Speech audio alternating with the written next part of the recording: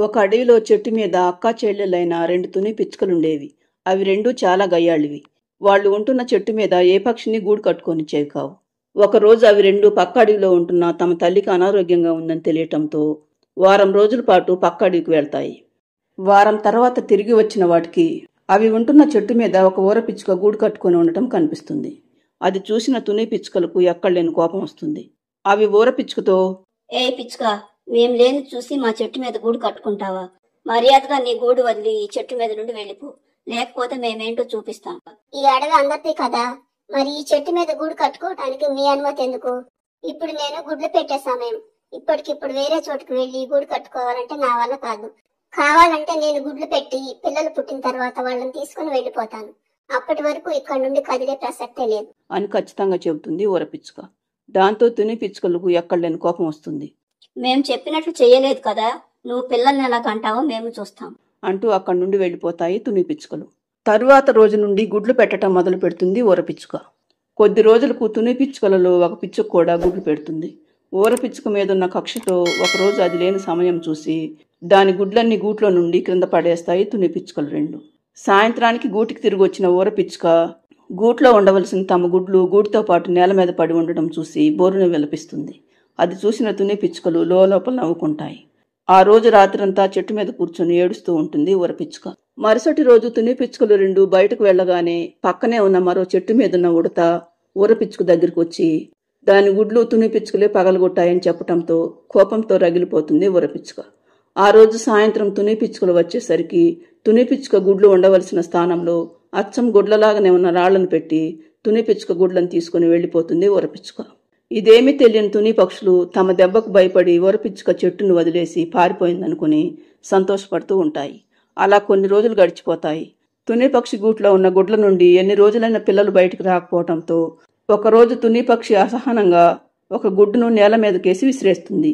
నేల మీద పడ్డ తర్వాత కూడా ఆ గుడ్డు పగలకపోవడంతో తుని పిచ్చుకకు అనుమానం వచ్చి మరొక గుడ్డును కూడా నేల మీదకు పడేస్తుంది. అది కూడా పగలకపోవడంతో ఏడుస్తూ తన చెల్లెల దగ్గరికి వెళ్లి జరిగిన విషయం మొత్తం చెబుతుంది తుని పక్షి. నీ గూట్లో రాళ్లుంటే మరి గుడ్లేమయ్యాయక్క అంటుంది దాని చెల్లెలు. ఇంతలో వాటికి ఊర పిచ్చుక వెళ్లిన దగ్గర నుండి పక్క చెట్టు మీద ఉంటున్న ఉడత కూడా కనిపించడం లేదన్న సంగతి గుర్తుకు వచ్చి ఏదో జరిగి ఉంటుందని ఉడతను వెతకటం మొదలు పెడతాయి అక్కా చెల్లెళ్ళు. చాలా చోట్ల వెతికిన తరువాత వాటికి ఒక చోట ఉడత కనిపిస్తుంది.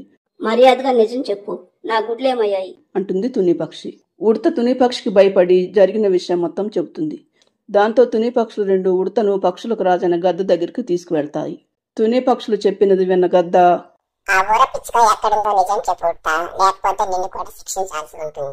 అని గద్ద అనటంతో ఊర పిచ్చుక ఎక్కడుందో చెబుతుంది ఉడత.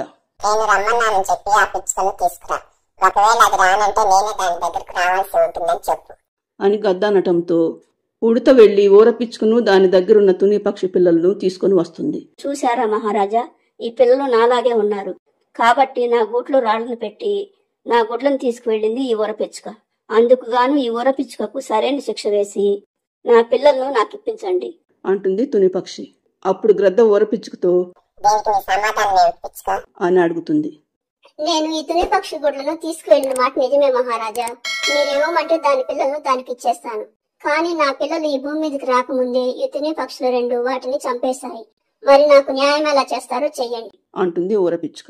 దాంతో తుని పక్షులు రెండు, అదంతా అబద్ధం మహారాజా, మేం దాని గుడ్లు పగలగొట్టలేదు. ఆ ఉడతను అడగండి మహారాజా, నిజం చెబుతుంది అంటుంది ఊర పిచ్చుక. అప్పుడు ఉడత జరిగిన విషయం మొత్తం చెప్పటంతో తుని పక్షులు రెండు ఏం మాట్లాడలేకపోతాయి. అప్పుడు గద్ద కోపంగా, మీరు చేసిన పనికి ఈ ఊర పిచ్చుక చేసిన దానికి సరిపోయింది. ఈ పిల్లలిద్దరూ ఈ పిచ్చుక దగ్గర ఉండటమే న్యాయం. ఇక మీరు వెళ్ళండి.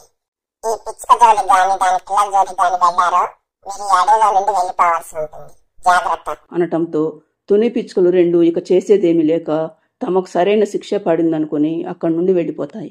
జరిగినదంతా చూసిన పక్షి పిల్లలు తాము తమ తల్లి దగ్గరే ఉండొచ్చు అనుకుని సంతోషించి తమ తల్లితో పాటు ఉడతతో కలిసి తాము ఉంటున్న ఇంటికి వెళ్తాయి.